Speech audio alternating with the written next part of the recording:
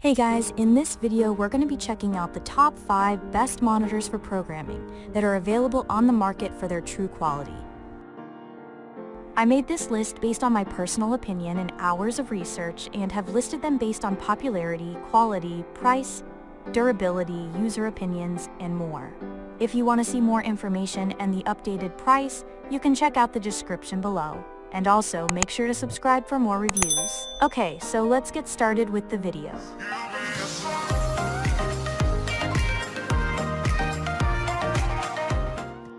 Starting at number 5, we have the Dell UltraSharp U2725QE 27 inches 4K UHS IPS black monitor. The best monitor for programming that we've tested so far is the Dell U2725QE. You can get it directly from Dell's website. It's a 27-inch 4K monitor with a ton of features that help with multitasking. This includes a massive USB hub with 5 USB-A ports and 5 USB-C ports, so you can connect all kinds of devices directly to the monitor. It supports Thunderbolt 4, which is great if you have a Thunderbolt laptop, and its 140 W of power is enough to charge even the most power-hungry laptops. It also has 2 separate video outputs, meaning you can connect 2 external monitors directly to this for a multi-monitor setup. Besides these features, it also delivers good picture quality for programmers. It has a decent contrast ratio thanks to its enhanced IPS black panel, so it displays deeper blacks than other IPS displays when using dark mode, but it still doesn't have the near-perfect contrast ratio of an OLED. Luckily, it gets bright enough to fight glare in a well-lit room. Its high resolution also delivers sharp text, and the 27-inch screen is big enough to open 2 windows side by side. However, if you want something bigger, you can also check out the similar Dell U3225QE, but it's a lot more expensive with similar performance. Moving on at number 4, we have the Dell UltraSharp U4025QW 40 inches, Class 5K2KW UHD, curved screen LED monitor.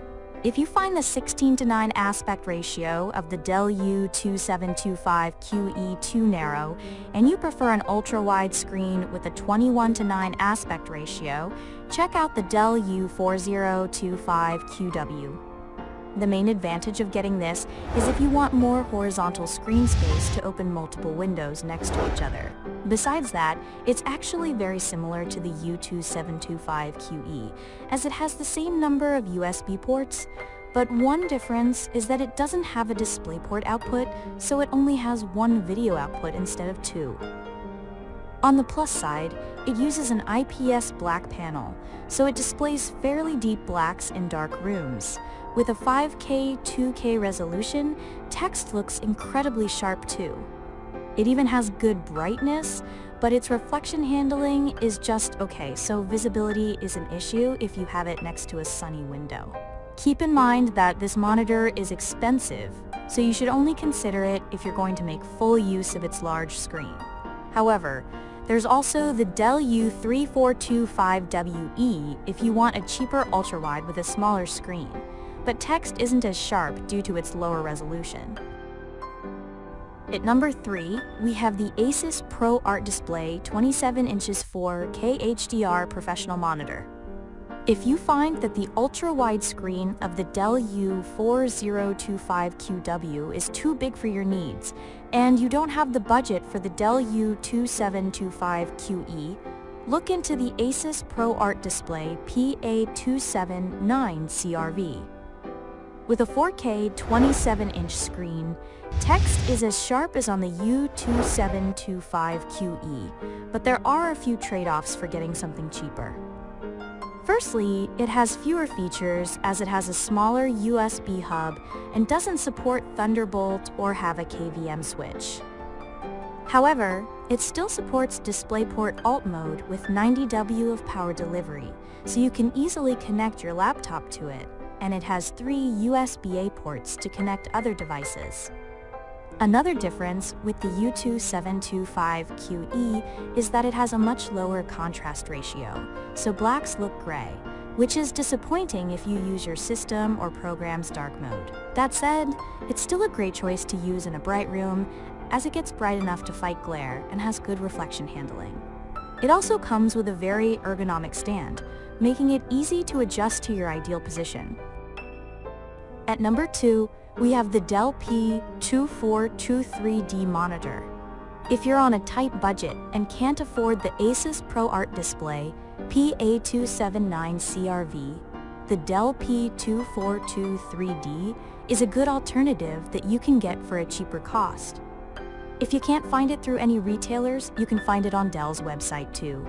It's different from the Asus because it has a smaller 24-inch screen, so there's less space to use for multitasking, but that's the trade-off you need to make for something cheaper.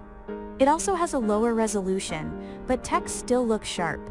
Besides that, it has fewer features, as it doesn't have a USB-C port, but instead has 4 USB-A ports to which you can connect your devices.